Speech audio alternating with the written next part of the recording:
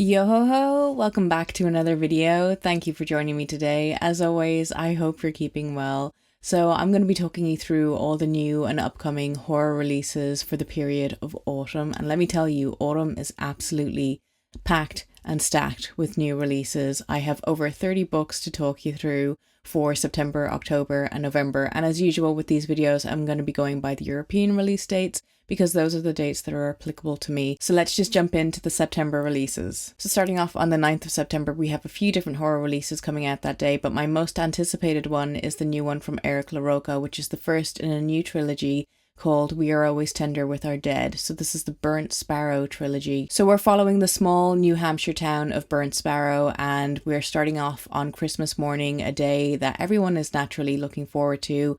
And this town wakes up to find that there has been a massacre during the night when 3 entities wandered into town and committed an ultimate act of violence. So as the town is processing this news and they try to grieve and move forward, a local teenage boy named Rupert is also dealing with the fact that there's some fairly unpleasant things happening at home, and he's dealing with some realities that he isn't necessarily ready to deal with or admit to himself. And soon enough, the townspeople of Burnt Sparrow realise that the Christmas morning massacre is just the start of things to come. The writing style of this novel is compared to a combination of Michael McDowell meets Clive Barker, and I think that's a pretty damn good comparison. I'm really looking forward to the first installment of this trilogy. I've been following along his process on Instagram for the last while and have just been really looking forward to getting my hands on this. Next, another 9th of September release is House of Idyll by Delilah S. Dawson. The story follows our main character Angela, who is a down and out singer-songwriter. She's really at a make or break point of her life, but she jumps at the opportunity of attending a luxury singer-songwriting retreat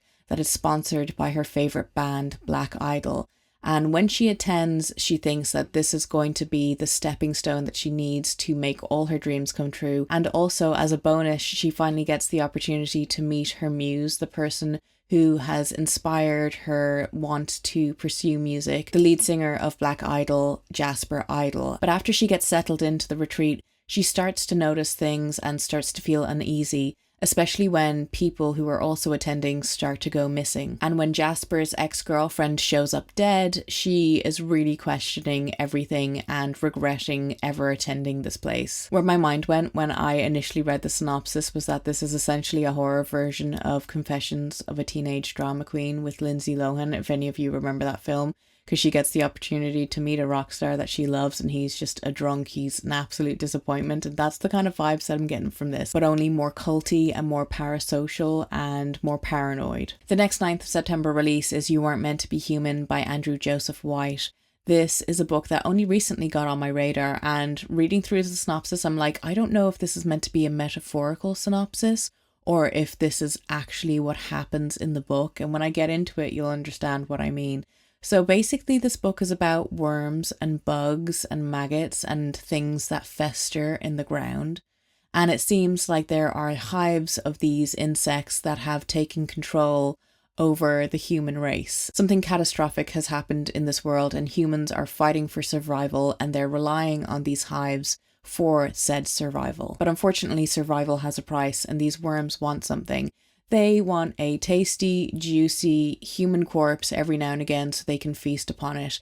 And the surviving people have to offer up that sacrifice. And in the story we are following our 2 main characters, Crane and Levi, and Crane ends up finding themselves pregnant at a certain point. And I believe that this pregnancy is not going to be a joyous moment, because I'm assuming that these worms and maggots and all things nasty want this baby for themselves. Now, reading it, I was like, is the worms a metaphor for like another branch of humans that have just taken control, or are they actually worms? I don't know, but hopefully I'll find out soon. And then the final 9th of September release is Acquired Taste by McLeod Chapman. This is a short story collection, and it seems to be quite varied in what the stories centre around. The main themes that seem to continuously pop up in this collection seem to be fear of parenthood, political division, and addiction. So we have one short story that focuses on a man who's returned from the Vietnam War with a really strange addiction. We have another story where a man has found something in his fireplace and he tries desperately to send this thing back to wherever it came from. And then we also have a story about a right-wing news channel who are using very unusual ways to hook their audience in. As you can tell, this seems to be a varied collection of stories. Some are ghost stories and paranormal related, while others seem to be based in the horrors of real life. So I haven't read anything from this author yet, but I think this is going to be the place that I will start because it sounds like it has a little bit of everything that I enjoy about horror in it. Next, on the 11th of September, we have Ania Ahlborn's new book called The Unseen. I'm a huge fan of Ania Ahlborn. I am planning to read every single book that she has published, and this just sounds like it's going to be something that really appeals to me because it focuses on motherhood and like the pitfalls of motherhood. And I just think this is going to be a really demented read. So we're following a young mother called Delilah as she has just had a devastating loss in her life. And one evening when she's walking the perimeter of her property, she comes across a seemingly orphaned child. And instead of calling the police or, doing something completely rational, if you were to come across an abandoned child like that, she decides to do the completely reckless thing of just essentially adopting the child into the family. And she brings this child into her home with her other children and her husband, and immediately things start to go awry in the household. The children feel very unsettled by this new child. The child doesn't seem to be settling in very well, and it does seem like this child may have some paranormal abilities, and whether the child is even human in the first place, who knows? But Isla is dedicated to looking after it and making this work for her family, especially as a way for her to stick her head in the sand and distract herself from the grief that she's already feeling. Even though I'm not a parent, I really like reading horror stories about parenthood and about, how far a person can go to protect the ones they love and the sacrifices that people have to make along the way.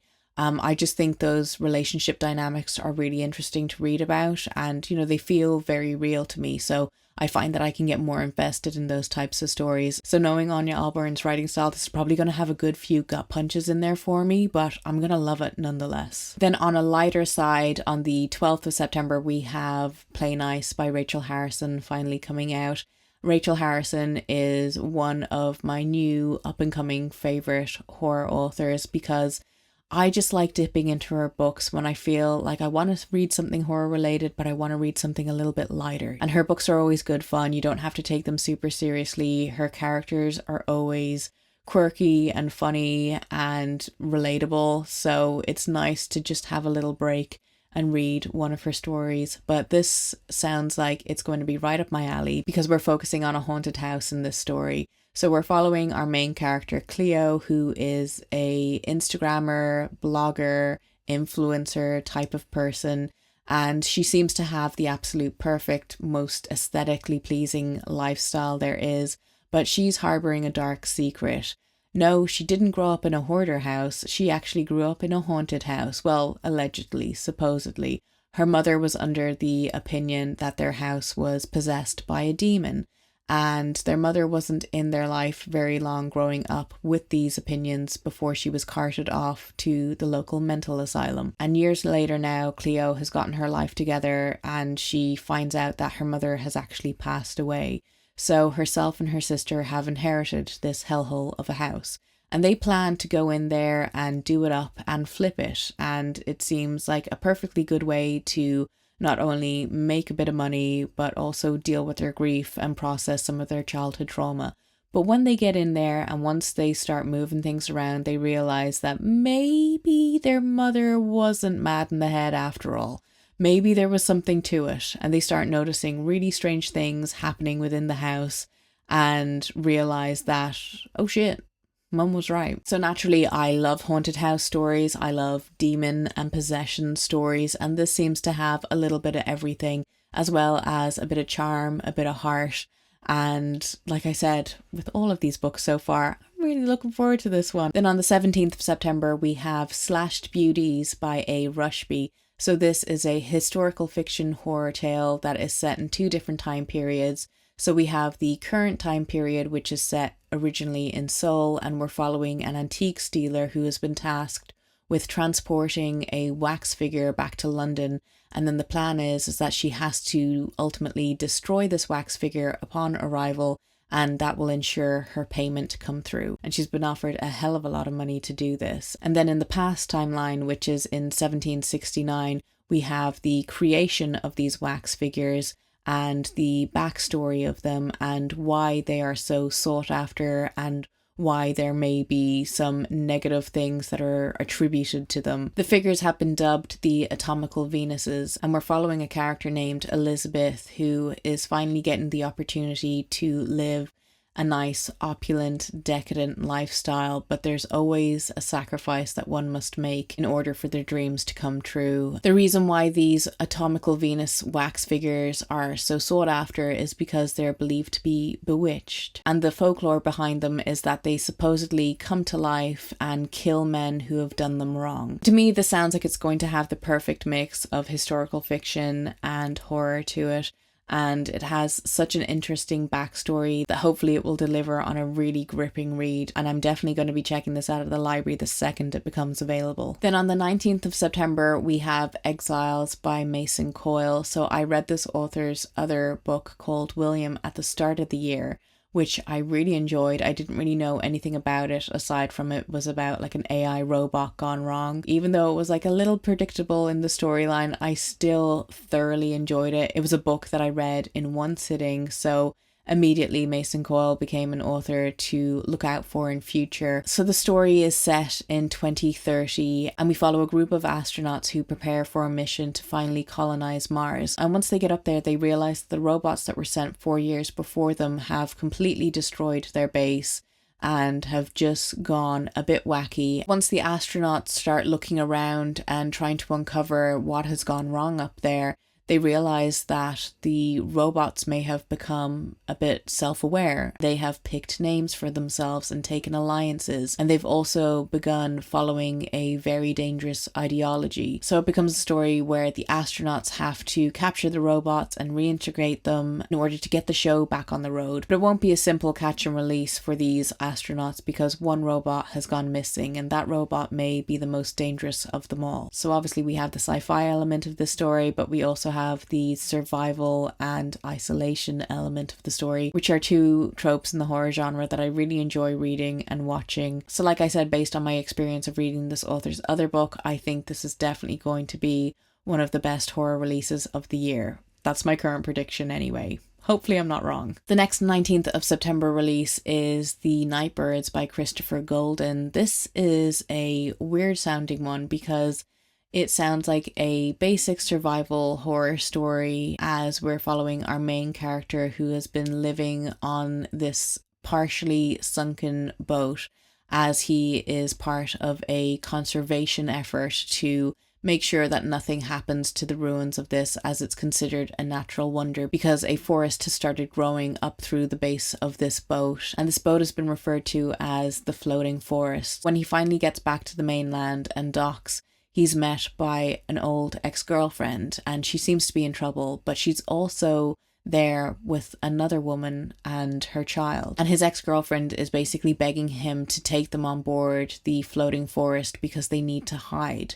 And this is where the story gets a little bit weird because the tale that she spins him is that they're being stalked and that they're being followed by a coven of witches who are using birds to track them down. And the only way she feels that they'll be safe is if they're on this boat because it's the last place that any of them would look. So naturally our main character is very suspicious of this story because it sounds so far-fetched, but he has no reason to believe that his ex-girlfriend would be actively lying to him. But then again, we don't know where she's been all these years. We don't know her relationship with this woman or what they've done to incur the wrath of this supposed coven of witches. So this kind of sounds like it's a thriller novel with folk horror elements to it, and I'm kind of here for the witchy vibes, to be honest. Like the second anything witch related is brought up in a horror book these days, I'm like, I'm in.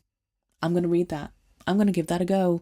And hopefully it'll be good. Then on the 24th of September, we have a new book from Alma Katsu called Fiend. And this sounds like quite the departure for Alma Katsu because I would usually associate her with historical fiction horror. She tends to do reworkings and retellings of famous historic events, but this sounds like it's a mixture between the TV shows Succession and Edgar Allan Poe's Fall of the House of Usher, which I'm not complaining about. So in this story, we're following the Berisha family, who are super wealthy, super privileged, and they also happen to run the world's most successful import-export company. And they have just been blessed ever since this company was founded, in a way that you could look at being unusual, because their competition hasn't been so lucky. Other people who run the heads of these companies have suffered strokes, they've died in earthquakes, they've had heart attacks, and for whatever reason, nothing bad has ever happened to the Berisha family. They just keep getting bigger and more successful and making more money. It's like they are gifted in a way. But when the father and owner of the company realizes that he's dying, he decides that now is the time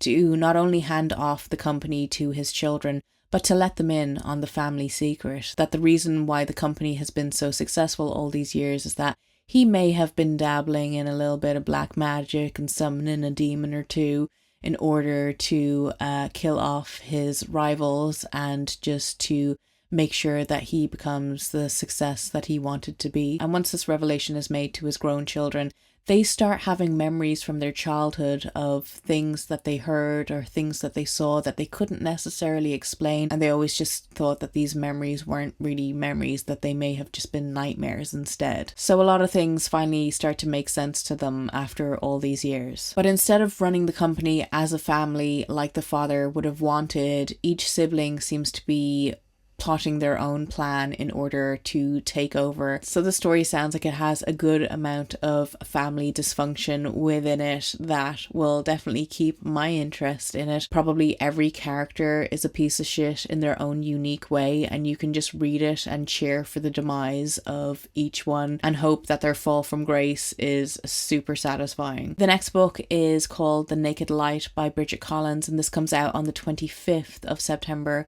And this follows a small little weird rural town in England, and it has a lot of history to it. It has a lot of folk tales to it, and the people of this village are just very suspicious of newcomers, as they are there to protect their legacy. And part of their history is making sure that they protect an old chalk carving, which is referred to as the face. So part of the village's history is that the people who inhabited this cottage, referred to as the Bone Cottage, were the ones who looked after the face and made sure that nothing bad ever happened to it. But when an outsider named Kit moves to the village and starts living in this bone cottage, the local people are more than suspicious of Kit, especially since Kit seems to have attracted the attention of the vicar's unmarried sister-in-law, and the two end up becoming fast friends. But unfortunately for their friendship, the face seems to have other things in mind for them. This is a gothic horror story, but it also has a lot of elements of folk horror within it, and those are two of my all-time favorite subgenres within horror. So I'm really intrigued to pick this one up. It's probably going to be another book that I get out from the library because I haven't really seen any early reviews of this, but I think it sounds interesting enough. The next book that I'm really intrigued by and genuinely can't wait to get my hands on is The Burial Tide by Neil Sharpson. This is coming out on the 30th of September. This is a story that's heavily inspired by Irish folklore, specifically one folktale, which becomes more clear the further you get into the novel. And the opening is meant to be incredibly intense because we're following our main character Mara, who wakes up being buried alive, and she has to claw her way out of this coffin. And it is described as an incredibly intense, claustrophobic scene, and it's an opening to the novel that a lot of early reviewers are saying is a knockout. The story is set on a small Irish island called Inishbannach, and when Mara finally claws her way out of the grave and returns to her small village, it seems that not everyone is ready to welcome her back to life, and they may be harbouring a really dark secret. She has no memory of her death. It's kind of one of those stories that has a lot of guessing to it, of like trying to figure out what the secret that the village is harbouring, what other dark things and deceitful things are happening, and what does all this mean for our main character. I'm so hyped for this book. I think that this is going to be another book that I feel is going to be like a 4 or 5 star read for me, just based on the fact that, you know, it's set in Ireland. It has Irish folklore, and plus we just have some genuinely terrifying creatures in our folklore. And finally, the last book that is on my radar for September is the final installment of the Sworn Soldier series by T. Kingfisher, which is called What Stalks the Deep. This is a trilogy of novellas. I read the first one. I wasn't massively impressed by it, which was kind of disappointing because I usually really enjoy T. Kingfisher's writing. It was just a story that didn't really speak to me. While there were elements of horror in it that I did appreciate, and there was like an aesthetic value to the work, I just felt like I was left with wanting a little bit more. So I purposely didn't pick up the second one because I thought I would wait until the third one was released so I could binge read them back to back. And then by reading them like that, it would give me a more well-rounded view of the story overall rather than just reading kind of a snippet or a sliver of it. So in this, we're still following Alex Easton, who is the sworn soldier. And this time Alex has been sent off to West Virginia, which they are not happy about at all, but they have to do it because a friend of theirs have gotten in contact with them asking about whether they can investigate the disappearance of their cousin, who happened to be last seen in an abandoned coal mine in West Virginia. And by the way, the coal mine is supposedly haunted, so yeah, this sounds like a barrel of fun. So while the first book in the trilogy, called What Moves the Dead, was inspired by Edgar Allan Poe's The Fall of the House of Usher, I don't know if that is the same for this story, whether it's either a continuation of that inspiration or whether it's inspired by a different Poe story or maybe just a different book in general. I have no idea. I've been so tapped out of this series. I'm really not selling like whether you should pick this up or not. Whatever, make up your own mind. You know, if you're a fan of T. Kingfisher, you kind of know what to expect. These are super quick reads, like you can read them in one sitting. So if that's something that appeals to you, maybe you should check them out. Then getting into all the books that are coming out in October, which is a really jam-packed month for new horror releases. And the first one that's on my radar is a book called The Cold House by A.G. Slatter. This is being published by Titan. I believe it's a fairly short novella. Right away, it sounds like something I'm going to really enjoy, and I will probably be picking this up soon. This is seemingly another grief-based horror story, and we're following a woman named Everly after the death of her daughter and husband in a car accident. And she ends up inheriting a large amount of money as a result. So she takes that money and decides to retreat to the countryside in order to have a bit of solace while she grieves and figures out her next step, and she ends up in this really old, lonely, desolate house. This house sounds creepy as hell. There is an old well down in the cellar, which just immediately gives me Ring vibes. Any sort of well just genuinely gives me the heebie-jeebies, regardless if it's currently in use for water. I don't care. I don't trust it. The cellar is also desperately cold, and one night not too far into her stay in this house, she wakes up with one foot dangling over the well, and she can swear that she can hear her daughter's voice echoing in her ears. This sounds like the type of novella that you can read in one sitting. It sounds like it's one of those books that kind of keeps you turning the page and wanting to find out more about this creepy house and how this woman is going to get through her grief. And is she being haunted by her past, or is she being actually haunted or possessed? Who knows, but it sounds like a good time if you're into that sort of thing. The next 7th of October release is a short story collection called Thin Places by Chronister, who is the author of The Bogwife, which came out last year. So this is a collection of 15 short tales. They all seem to be ghostly, eerie, witchy sort of tales. There's a story about a creepy Slavic culty village that perform this singing ritual in order to conjure some sort of sacrifice. Then there's another tale about 4 women who conjure children out of weird materials. And there's also a story about a hotel that's been menaced by a seemingly not so human proprietor. The themes that pop up in these short stories are centered around love and grief and just the wonders and pain of life. Then we have a new one from Michelle Paver, which is funny because I've read 2 of her books so far this year, so maybe we'll make it a trinity. But her new book, Rainforest, is coming out on the 9th of October. So the story follows an Englishman who's on his last-ditch effort to recover his career and make something of himself. And he ends up in a rainforest in order to try to salvage his career, but also to hide from something that he's done that he's desperately ashamed of. So as he explores this rainforest and as he gets deeper and deeper into it, he realizes that this is no paradise and that danger is all around him. The forest may also be harboring some deep dark secrets. So this is meant to be another supernatural tale, which obviously Michelle Paver is really known for at this point. I do love the adventure in her stories and the expeditions and the risks that befall the characters in her stories. I'm sure the library pull list for this is incredibly long, but I think after I finish doing this video, I'm just gonna see if I can put a sneaky little hold on it and hopefully get it read by the end of the year. Next, we have another book from another powerhouse on the 9th of October. We have the new one from Laura Purcell called House of Splinters, which is a follow-up to The Silent Companions. So in this story, we're following a woman named Belinda who finds out that her father-in-law passes away and he has left his estate to herself and her husband and young son. And things really come to a head in the story when her brother-in-law shows up at the estate after being away abroad for many, many years.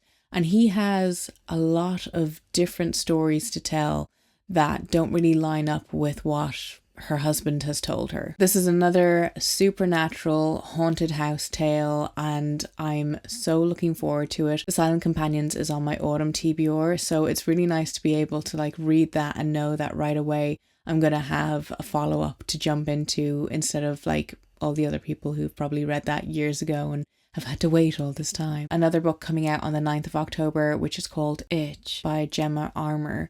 This is one that I've seen hyped up, I feel like for the entire year of 2025 so far. I feel like a lot of reviewers got this quite early on to review and I have just been seeing it like pop up on TikTok and Instagram. So this story is about a woman named Josie who's kind of at the end of her tether and she's forced to return to her small hometown very reluctantly. And this town is built on the edge of a forest, and one day when Josie's just out for a walk in the forest, she comes across a ant-infested, rotting corpse. And naturally this has a really negative psychological effect on Josie, and she is just plummeted into a world of paranoia and doubt, and she really wants to figure out what has happened to this person, someone that she may actually know. But it also means that she's going to finally have to be truthful to herself about things that have happened in her own past. So Josie decides to start hacking away at this mystery and she really wants to solve this case.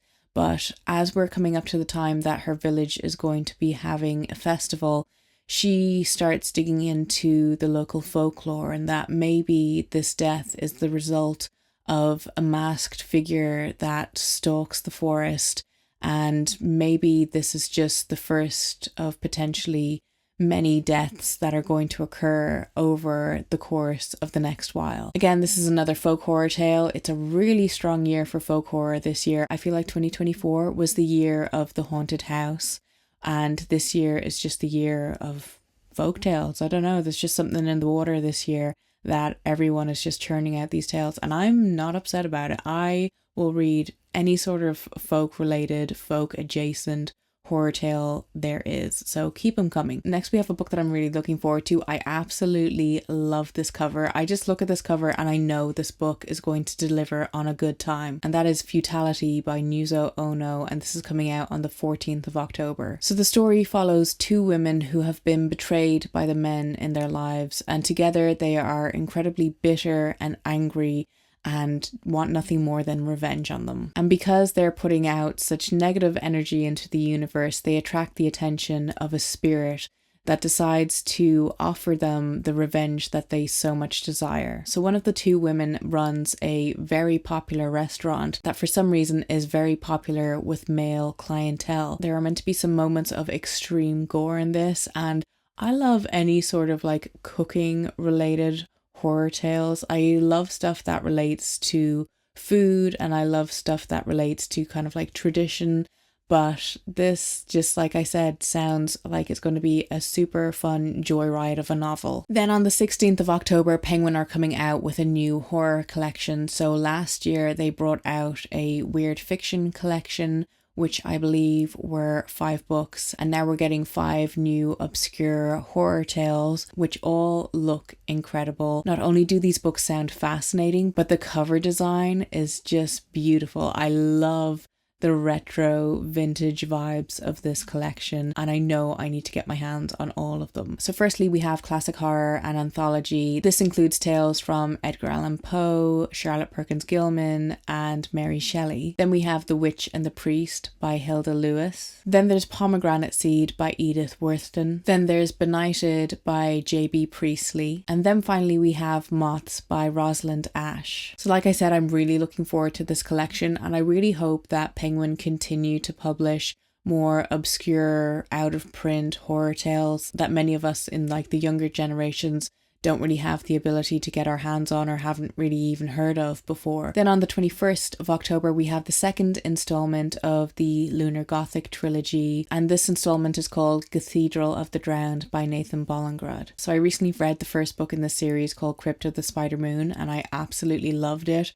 It was quite brutal. Like, I wasn't expecting it to go as hard as it did. I really got caught up and mesmerized by the characters in the first book and what ultimately happens to them. It is so mind-bending, so I genuinely cannot wait for this release. So the setup for the story is that there is a facility on the moon that is specifically designed to help those with depression, and how the doctors go about treating this melancholia is that they perform brain surgery on their patients. They insert a little bit of spider silk into the brain. It seems like the doctors there are doing a lot of experimentation work on these brain surgeries and are then kind of collecting the data of the results. It's one of those books that you go into it thinking that you know exactly the setup and you know exactly what's going to happen as a result, and it just starts taking some serious twists and turns. And you find yourself getting so invested in the characters, not only just to overcome their personal problems as to why they're at this facility for the melancholy in the first place, but also to get out of the dire situation that they find themselves in as a result. And after reading the first volume of this, I can definitely say that Nathan Bollingrud is a new favourite contemporary horror author of mine. Another highly anticipated, hyped release coming out on the 21st of October is the new one from Joe Hill called King's Sorrow. Now this is an absolute beast of a novel. It comes in at just under 900 pages. It's an absolute doorstopper of a book.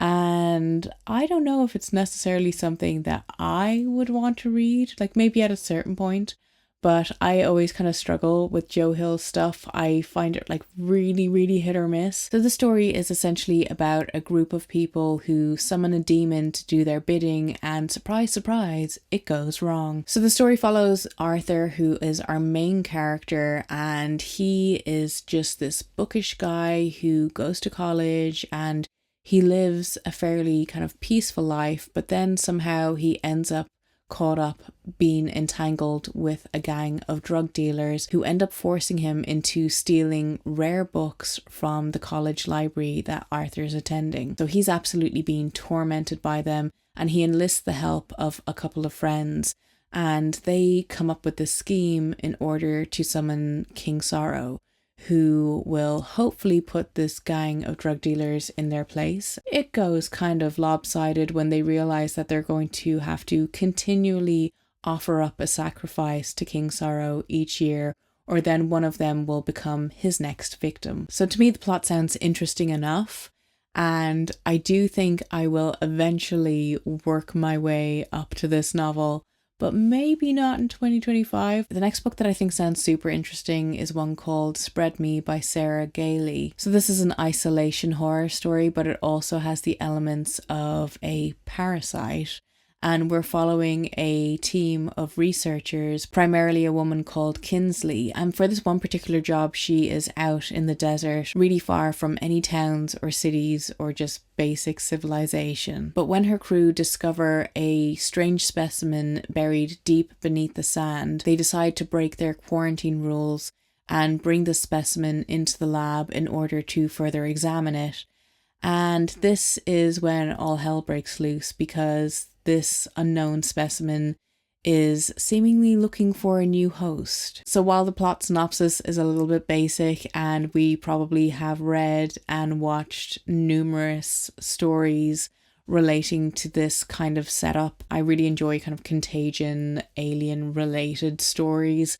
So again, this is probably going to be another one that I pull from the library when I get the chance to. And then on the 23rd of October, we have a new one from Andrew Michael Hurley called Saltwash. I'm not as hyped as I should be for this because I read his most recent book, Borrowbeck, last year, and I wasn't massively impressed by that. It turns out that that was like a short story collection, but it wasn't really marketed as that. So the story seems to be quite heavy in its themes, as we are following two characters who are both terminally ill, and they have been pen pals for many years and decide as a result of their illness to finally meet up in the dilapidated town of Saltwash. And this isn't the place that either man would have ever thought that they would find themselves in, especially when it's coming down to their final moments on Earth. When they finally meet each other, they start to see things that have been not so obvious through these letters all these years. And each man is hoping to be able to make something of his life before it's too late. And this regret that they both share of how their lives haven't panned out the way that they would have hoped brings them to an old castle. It's at this point when the two men realize that they may actually have a shot at finally shedding that guilt and remorse that they've been carrying with them. So again, this sounds like a very weird sort of culty tale, but I think this premise sounds pretty strong. I really like the themes that it's going to be dealing with. I'm hoping that this book will be able to take the bad aftertaste that Borrowbeck left behind. Another 23rd of October release is Girl Dinner by Olivia Blake. Now, I feel like the whole girl dinner thing is probably like 2 years old at this point. You're not really quite striking while the iron is hot with that particular meme, but anywho. So this book is set on a college campus and we're following a professor and a student. And the student is really desperate to get into this very exclusive sorority house.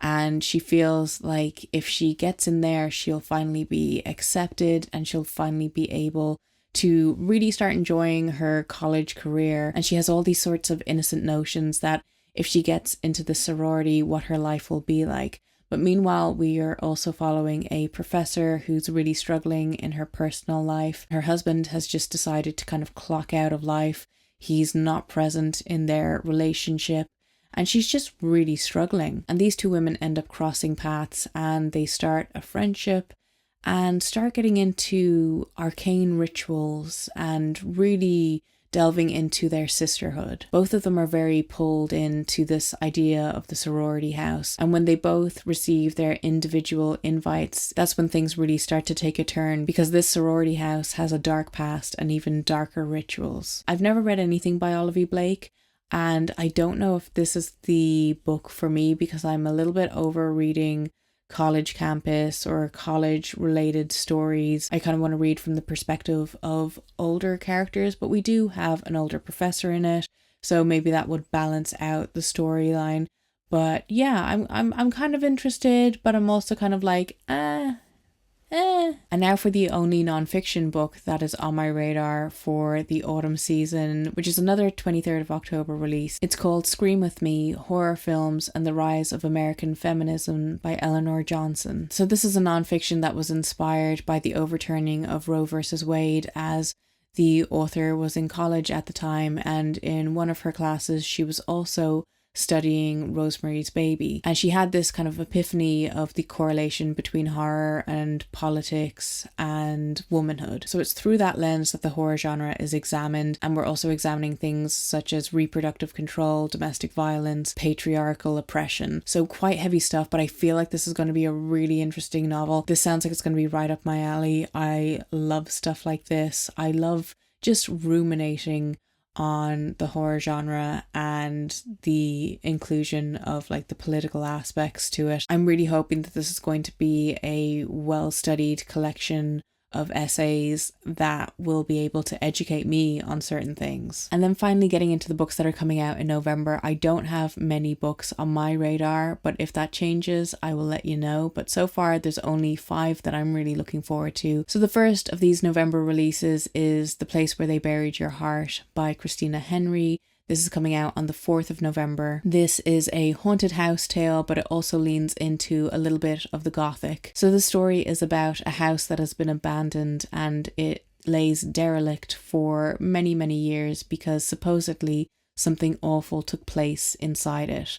And the local children are warned by their parents to stay away from this house, to never play near it, to never try to go into it. But ultimately, children will be children, and the story centers on one child who was dared to go into the house, and something awful happens to him inside this house, and he just goes missing, seemingly eaten by the house. That's what the local children say anyway. But it's the older sister of this child that's gone missing who is dead set to find out what happened to her brother, because she can't live with the fact that her family has been destroyed from this event. And she knows in order to either get him back or find out what happened to him, she's going to have to enter this house. So this is another one that has a fairly basic plot, and I always kind of feel bad saying that, but like, let's call a spade here.